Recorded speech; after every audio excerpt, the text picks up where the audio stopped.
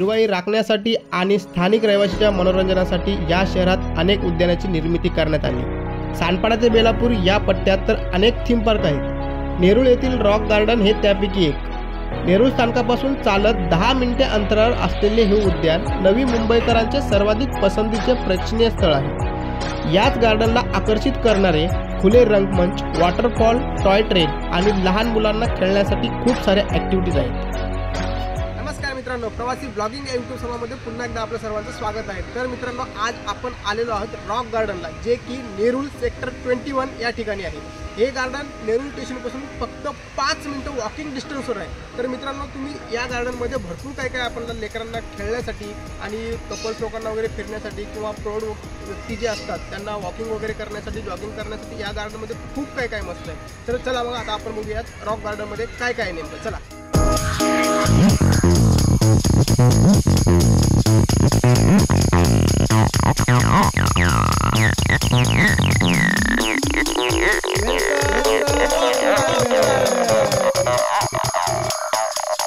तर मित्रांनो, या ठिकाणी आता इथे तिकीट काउंटर आहे। प्रत्येकी 5 रुपये देऊन आपल्याला तिकीट काढायचं। आपण तिकीट घेतलेले आहेत, 2 तिकीट घेतलेत। चला आता आतमध्ये जाऊयात।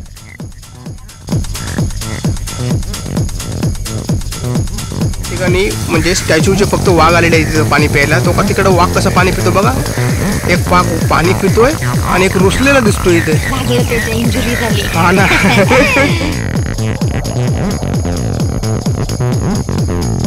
तर मित्रांनो, आपल्याला इथे लाजळूचे पानं भेटलेले आहेत। मी लहानपणी बघितलेले लाजळूच्या पानाला। आपल्याला त्या लाजळूच्या पानाला आपण जो बोट लावलं ना, ते असं लाजून बघा, असं पानं कोमळून जातं पूर्ण बघा। आता हो का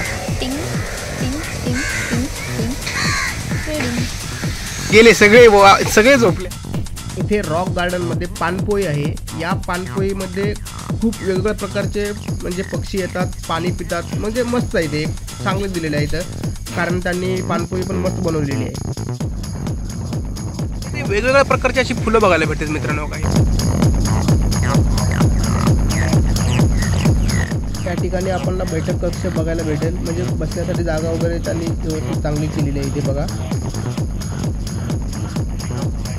या रॉक गार्डनमध्ये आपल्याला सगळीकडे हिरवळ सगळी पाहायला भेटते बघा। इकडे पूर्ण इकडे खेळण्यासाठी वगैरे खूप मस्त छान जागा आहे इथे। आपल्याला प्रत्येक ठिकाणी असे साईनबोर्ड दिसतील, कृपया गार्डन स्वच्छ आणि हरित ठेवा म्हणून। इथे मुलांना खेळण्यासाठी प्लेग्राऊंड आहे, खूप ॲक्टिव्हिटीज आहेत इथे खेळण्यासाठी। आणि नंतर खेळून झाल्यानंतर आपल्याला इथेच बाजूला दुकान भेटेल, म्हणजे दुकानामध्ये सर्व खायला वगैरे सगळं भेटेल। तर मित्रांनो, आपला नेक्स्ट पॉईंट आहे नक्षत्र वन। या नक्षत्रामध्ये वनामध्ये भरपूर राशी आहेत। या राशीनुसार इथे झाडं येतात, जसे की तूळ, वृश्चिक, धनु, मकर, कुंभ, मीन, मेष, असे खूप सारे राशी आहेत। या राशीनुसार इथे झाडं लावलेली आहेत।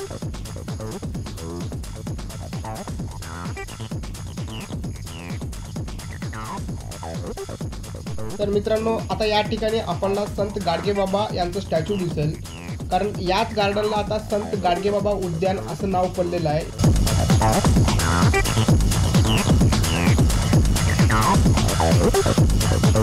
यानंतरचा पॉईंट आहे खुला रंगमंच। या खुला रंगमंचामध्ये म्युझिक शो, बर्थडे सेलिब्रेशन असे अनेक फंक्शन होतात। या गार्डनमध्ये एक्झरसाइज पॉईंट सुद्धा आहे, तुम्ही या एक्झरसाइज पॉईंटचा पण उपयोग करू शकता इथे। अरे मला पडलो की रे।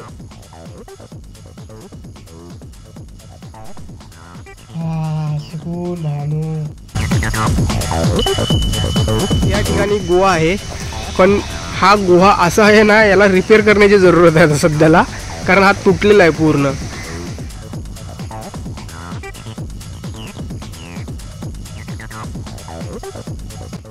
इकडे बघा यार, टॉय ट्रेन पण आहे, पण काय करणार यार, इथं लहान लेकरांनाच फक्त बसून फिरवते, आम्हाला तर काय बसायला भेटतच नाही याच्यात।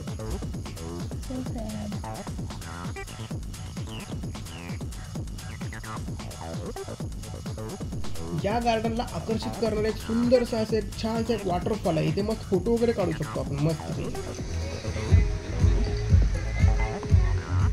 प्रकारे आपण पूर्ण गार्डन फिरून झालेलं आहे. आम्ही तुम्हाला जेवढं होईल तेवढं दाखवण्याचा प्रयत्न केलेला आहे या गार्डनमध्ये, की तुम्ही पण जरूर या. म्हणजे या ठिकाणी कोण पण येऊ शकतं. इथे फॅमिलीला पण घेऊन येऊ शकतो आपण. कपल्स लोक पण येतात भरपूर इथे एन्जॉय करण्यासाठी. खूप काय या ठिकाणी सगळ्यात जास्त प्राधान्य द्यायचं म्हणजे फक्त लहान मुलांना, कारण लहान मुलांना खेळण्यासाठी पण इथं भरपूर काही काय आहे आणि गार्डन पण व्यवस्थित आहे. तुम्ही सकाळी पहाटे म्हणजे पहाटे 5 पासून ते सकाळी 10 वाजेपर्यंत गार्डन चालू असतं आणि संध्याकाळी 5 ते संध्याकाळी 10 वाजेपर्यंत गार्डन चालू असतं. हा गार्डनचा टायमिंग आहे. तर तुम्ही सकाळी पण इथे येऊ शकता, मेडिटेशन करू शकता किंवा वॉकिंग वगैरे करू शकता. इथे खूप छान आहे गार्डन. जरूर तुम्ही व्हिजिट करा गार्डनला, म्हणजे तुम्हाला एकदम फ्रेश वाटेल.